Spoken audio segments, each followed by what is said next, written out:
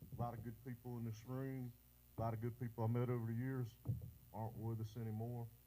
You know, it's just been tremendous to meet all the people through youth baseball.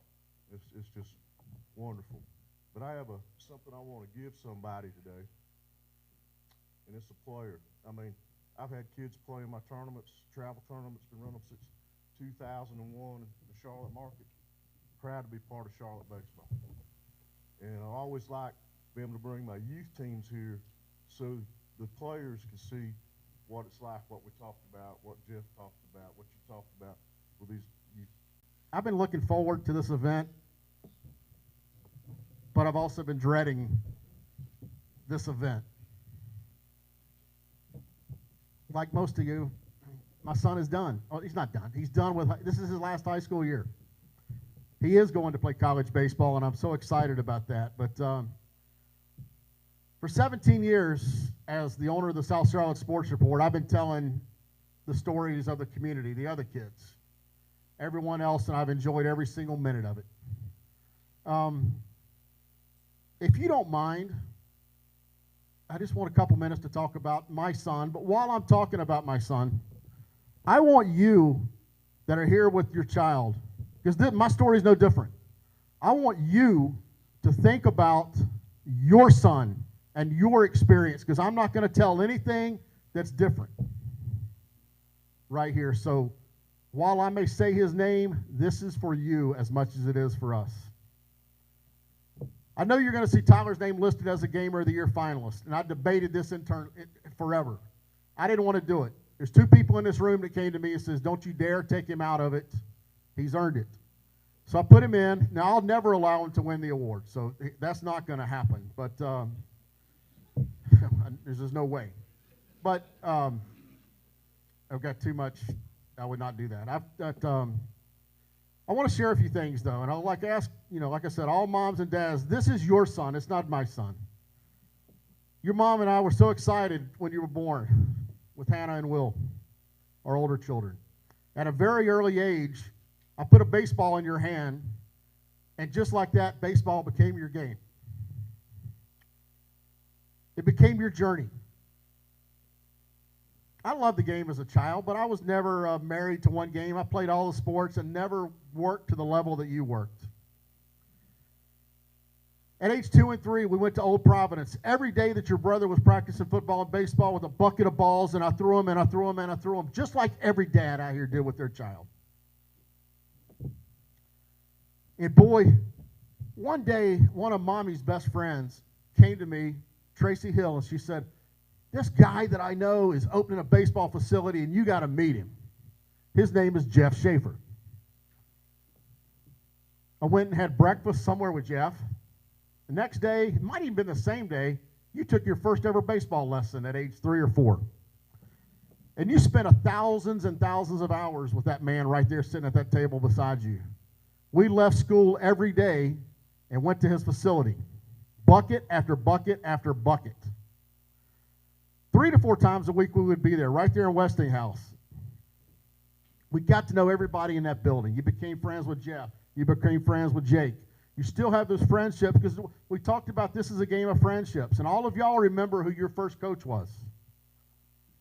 So we worked, and we worked, and we worked, and we made it into a game. You and Jeff played your own games as to if you could do certain things and get more points than Jeff, you won gummy bears. Jeff had a bag of gummy bears about that big, and I had to keep refilling it. And you played, and you played, and you played. As Don said, at 4U, we started our own all-star team. Man, some of you guys, I think I probably argued with a few of you at age 4, 5, and 6, and we were out at Piedmont and Porter Ridge and Indian Trail and Weddington and Cool Oak and all that. Man, we were some badass coaches back then, right? Well, all we wanted to do at 5 and 6-year-old was fight and argue. Well, most of us found a way to calm down and learn how to join the thing and learn how to enjoy life and learn how to do it the right way. I can remember at 4U, I nearly came to blows with a coach from Pennsylvania who insisted his 6-year-old kids were tough enough to play with a real baseball. At 8, we decided we'd had enough and it's time to play travel ball. We rounded up some kids, including Jeff's son Dylan, A few other names some of you may know in this room, Harrison Buthelette, Joey Roller, Jake McPendleton, Emerson Monbaron, Luke Barbarica, and others. We added to the team the next few years, and I had Eli Jersenbach, Aaron Linder, 2 kids that probably get drafted, and your Carmel Christian teammate, Aiden Christmas. Believe it or not, Eli and Aaron, who are so doggone good now at pitching, it was a disaster back then. Where's Eli at? Holy cow. He threw the ball so hard, but you didn't know which part of the backstop it was going to hit. So we didn't let Eli throw too much. But once we got him to middle school, we put it together, didn't we, Eli?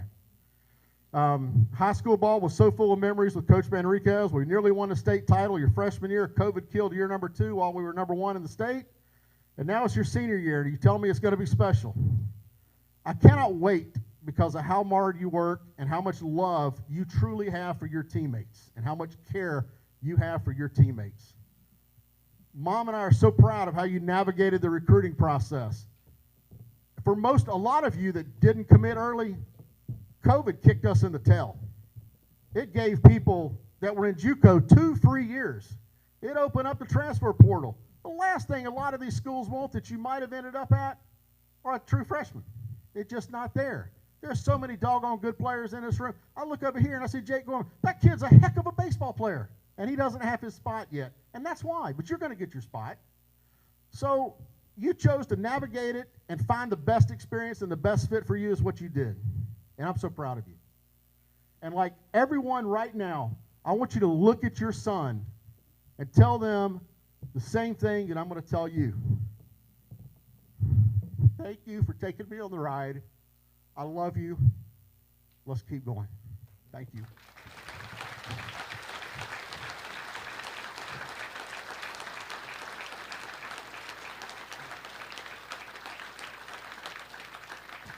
Thank you all for letting me do that. I do appreciate it, but it's for all of you. High School Baseball Gamer of the Year, your finalists are Jake McGilvery, Cole Hart, Tyler Rokes, Luke Holland, and Delaney Powell. And the winner, the High School Baseball Gamer of the Year from Hickory Ridge High School, Delaney Powell.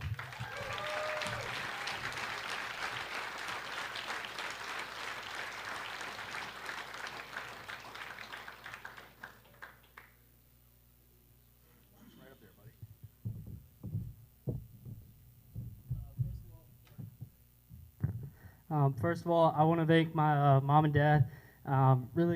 They've really got me started in this game, and my dad especially taught me that, working hard is going to get you to where you want to be. And just want to give a big thank you to God, and just my faith as a Christian has taught me a lot of the values that I hold today. And just a big shout out to the youth teams that were in here, and just keep working hard, and your dreams are going to come true. What are your plans? I'm going to UNC Asheville. And what does the word gamer mean to you? It's just somebody that takes every play like it could be your last play. You just play as hard as you can all the time. Every time you step between the lines, you play as hard as you can. Keep doing it and have a good spring.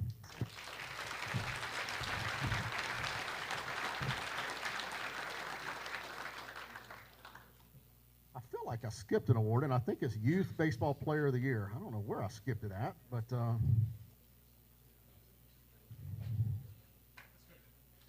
man, didn't even print it. Ugh. Man, there's a whole page I didn't print. Anybody got a program they can hand me? I don't want to leave somebody out.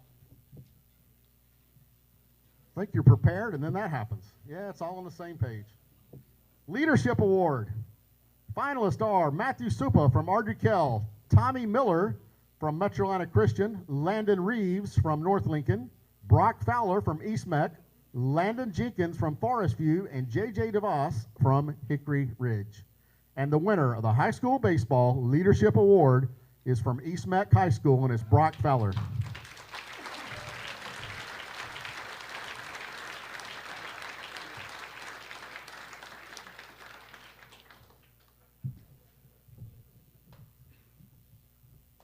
Brock is one of the only 3-sport athletes in here, and that's a rarity in these bigger cities. I just want to thank everybody for being here tonight, and thank my parents for helping me push through all my years of baseball, and football and basketball and wrestling. Yeah, just thank you guys a lot, and it really means a lot. What, you're following your dad, right? Yeah, I am. I'm going to go to Wingate University next year. But you're going to play. I'm going to play baseball. What did Dad play? Football. Good luck, Brock. Thank you.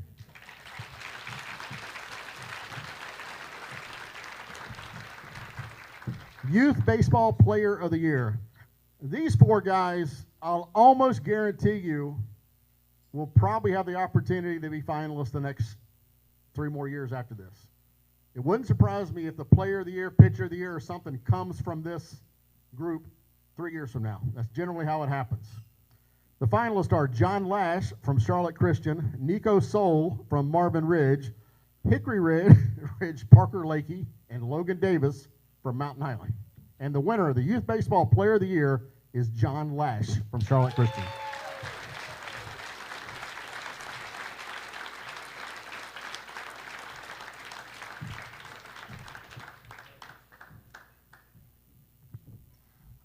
First of all, I'd like to thank God for giving me the opportunity to play the beautiful game of baseball. I'd like to thank my coaches, Coach Clem, Big Clem, Little Clem, both of y'all for developing me over the last year. It means a lot. And then my teammates, especially these 3 sitting right in front of me, you know, just as worthy of this award as me. So it means a lot.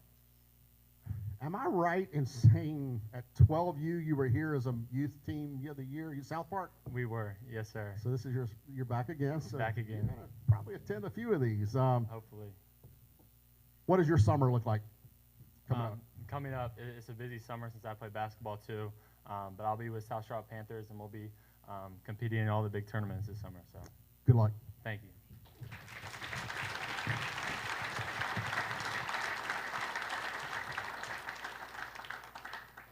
I didn't forget, Jake.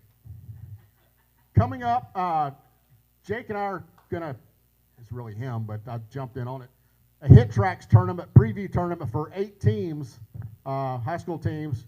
You're going to send out the invitations next day or 2, and 485 Sports is going to broadcast that, so I remembered.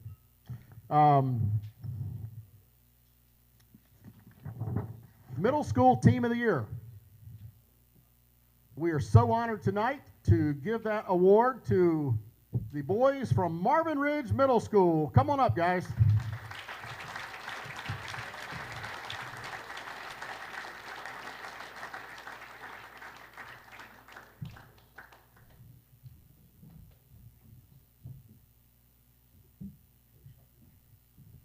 This is not Coach Pacella's first time claiming this. It may be the 3rd time, 2nd or 3rd time that Marvin Ridge has won this. They were the winners of the big Union County tournament, so you know if you survive that, you've got a good baseball team. Yes.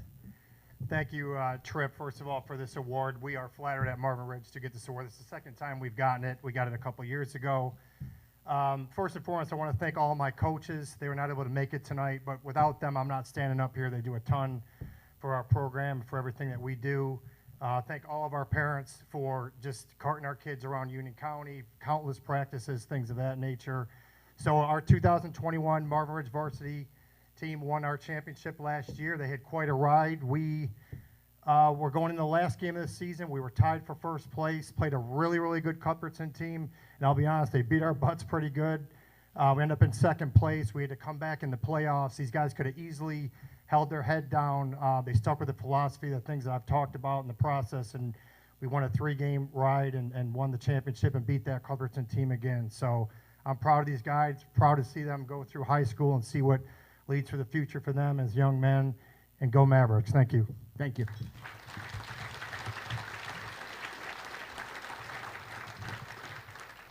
The LBI Ferry team, I still have a plaque up here for you afterwards.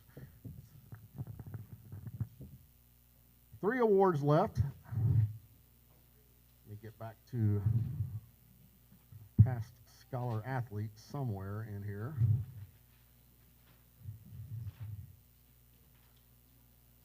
Scholar athlete finalists are from Carmel Christian, Caden Range, from Myers Park, Sam Waller, from Hickory Grove, Luke Little.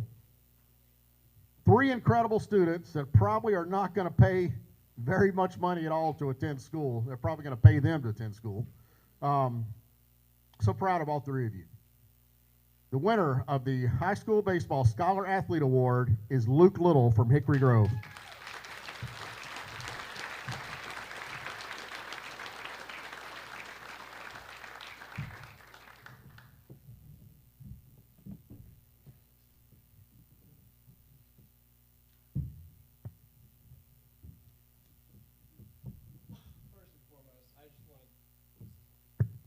First and foremost, I just want to thank Ms. Roca up here for hosting this event, not only for us, but also for all the fundraising. He's coming up for all these foundations and charities that he's promoting.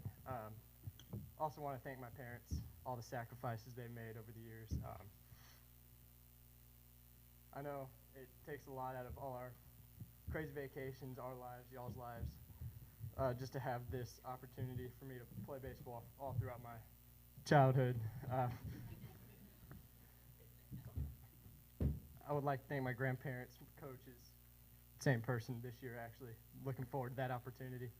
As well as our headmaster at school. He's really walked through a lot of things with me, helped me applications, and my journey trying to get into college as well. Thank you. You've exceeded a 5.0. What have you decided on your plan for next year? So currently I do have two congressional nominations to the United States Naval Academy. Just looking for an appointment to that. If not, I'm also looking at the Coast Guard Academy. Good luck. I know you'll do well. Thank you.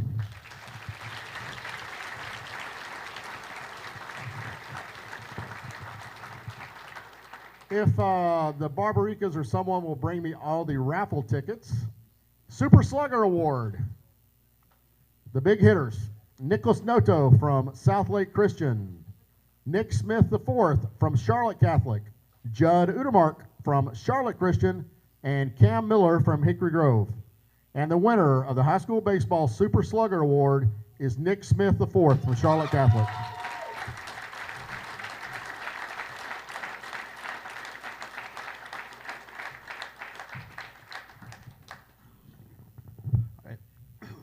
I'd like to thank my family, especially, and all my coaches and Trip Oaks for having this awesome event. It's just awesome.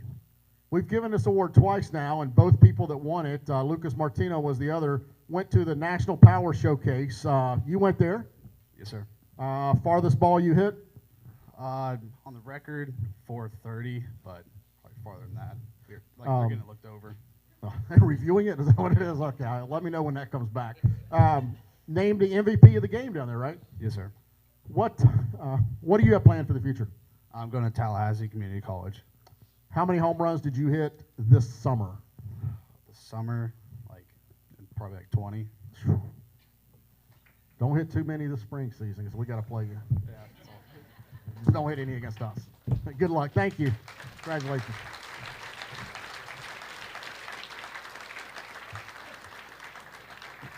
Let's get the Yeti raffle out of the way. You want to help me? You're not allowed to pull Daddy's tickets, though, okay? They're coming right here. I've got a Yeti cooler. I've got a Yeti bucket. And I think I got a Bob Zupsik signed baseball in there, too. So first prize will be Bob Zupsik signed baseball. Pull me a ticket.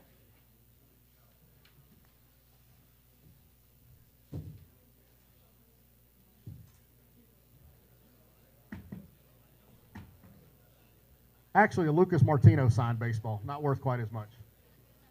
144-902, 144-902, 144-902, 902, 902, 902. I'll give you a few minutes.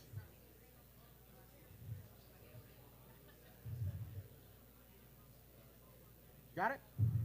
All right, Lucas Martino, Arizona Diamondbacks. All right, this is for the bucket. The Yeti bucket. Pull me another ticket. 144877. Holy cow, that might be the same winner. It's so close. 144877.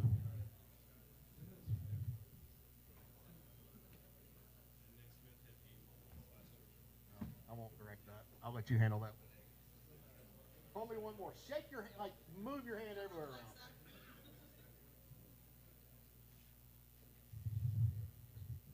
One, 4, 3, 4, 1, 1. 1, 4, 3, 4, 1, 1. 1, 4, 3, 4, 1, 1. 1, 4, 3, 4, 1, 1. Somebody's standing up, but I don't think she has it. 1, 4, 3, 4, 1, 1. 1, 4, 3, 4, 1, 1.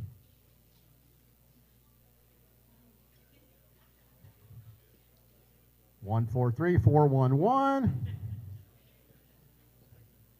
Anybody need more time to look?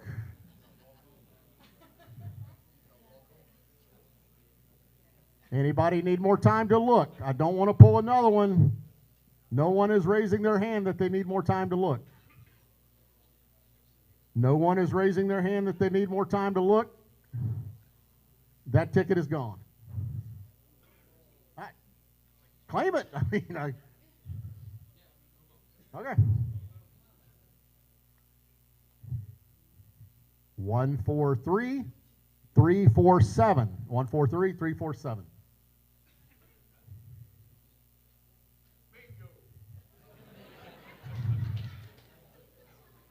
You can take it back there, and they have to take all the tickets home with them. All right, let's move to our final award. And please hang tight. Give this person the same respect we gave to the first award.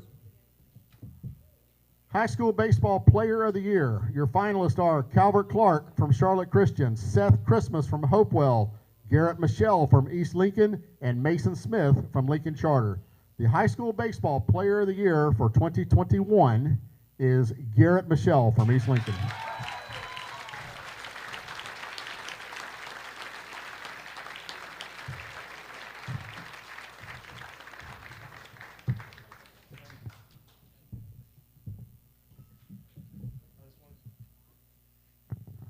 I just first want to thank God, obviously my parents, all the coaches that I have, especially Coach Bob Zupsik. I go to lessons every Monday with him, and it's absolutely fantastic. One of the best instructors I've ever had. And just all of my teammates that have supported me out throughout this journey. And just good luck to every high school player this year. Thank you, Garrett. Where are you headed? I'm going to Virginia Tech. Good luck. Thank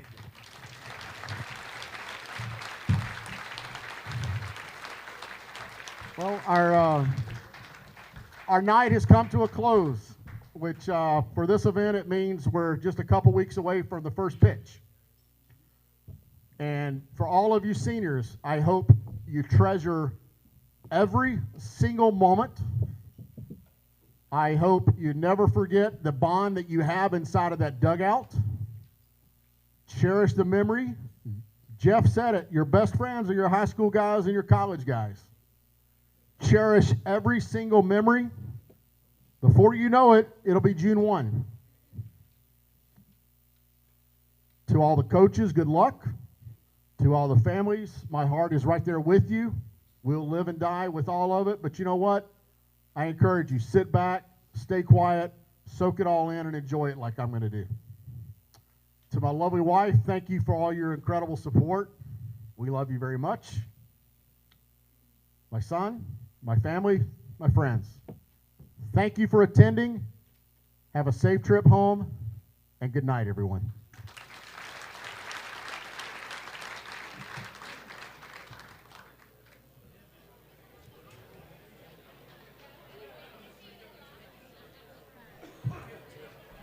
All right, that will do it from the Greater Charlotte area Hot Stove Baseball Awards Banquet. We want to thank everybody for tuning in to 485 Sports and our special presentation of this. We appreciate Tripp and everybody letting us be here. So we will say goodnight and look forward to seeing you guys for playoff baseball back over, or playoff basketball back over on the big network, the NFHS network. If you wouldn't mind hitting subscribe to our channel here. We do plan on offering some more summer baseball, and we hope to offer some more high school baseball as well. So thank you and good night, and we'll see you in a couple of weeks.